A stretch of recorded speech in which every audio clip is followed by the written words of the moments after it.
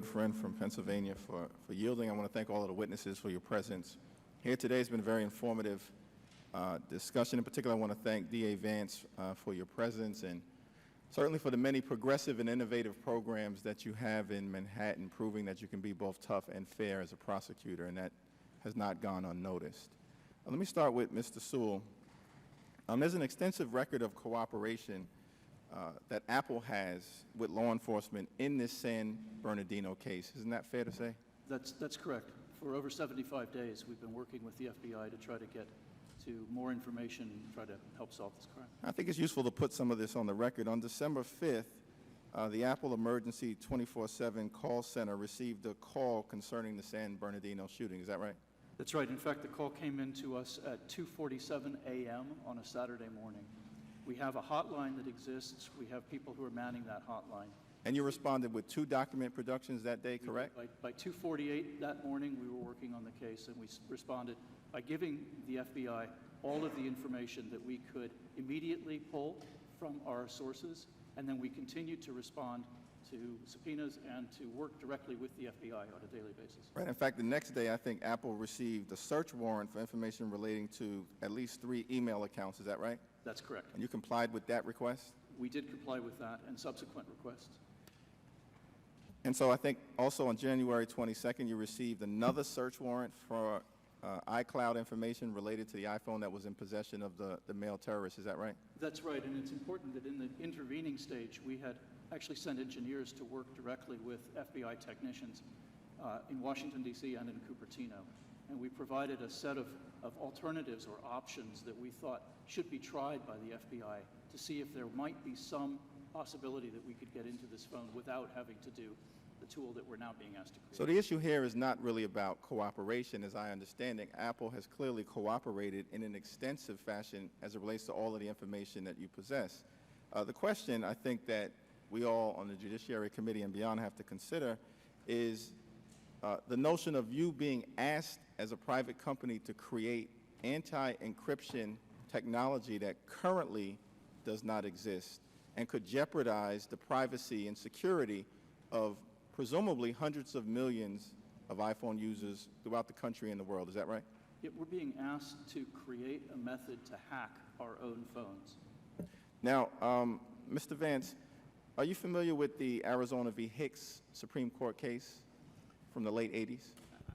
If you give me the facts, I'm sure I've read it. Okay, well, the Supreme Court held that the police conducted an unconstitutional search of evidence that was not in plain view. It was a decision that was written by Justice Antonin Scalia. And the most important point that I want you to reflect upon is he stated, in authoring the majority opinion, that there is nothing new about the realization that the Constitution sometimes insulates the criminality of the few in order to protect the privacy of us all. Do you agree that embedded in the fabric of our Constitution, the Fourth Amendment and beyond, is the notion that we value the privacy rights of Americans so deeply that at times it is something that will trump law enforcement convenience? Congressman, I do sincerely believe that. What concerns me about the picture we are seeing from the state perspective is that Apple has decided that it's going to strike that balance now with no access by law enforcement for full disk encrypted devices, even with a warrant. So they have created their own balance.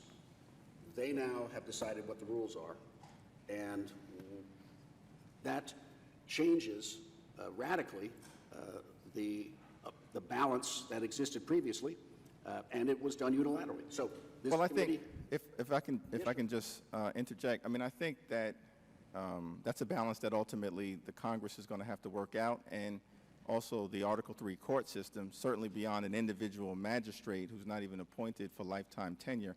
This is going to have to work itself through the court system, a district court judge, maybe the Ninth Circuit, ultimately the Supreme Court. And so the company exercising its right in an adversarial system to have all facts being aired on both sides of the debate is very consistent, in my view, with American democracy and jurisprudence. Just one last question that I wanted to ask as my time is expiring. because you raised an interesting point earlier in your testimony about an individual who is a suspected criminal who claimed that the encryption technology was a gift from God.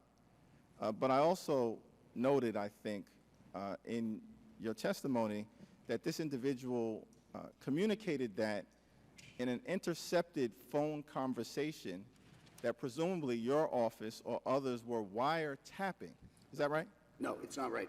All phone calls from prison out of Rikers Right. are recorded. Right. And there's a sign when you pick up the phone, if you are in Rikers Island, that this is happening.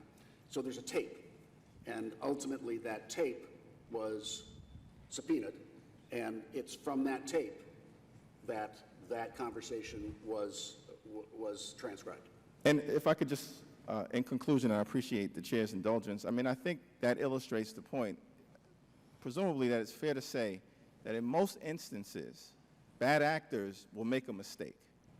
And at the same time that he's heralding the availability of encryption technology to shield his activity from law enforcement surveillance and engagement, he's ignoring a plain view sign that these conversations are being recorded and subjecting himself to unfettered government surveillance. And I think that I have faith in your ability, in the FBI's ability, ultimately to outsmart the criminals and the bad actors without jeopardizing the privacy and the security of the American people. And in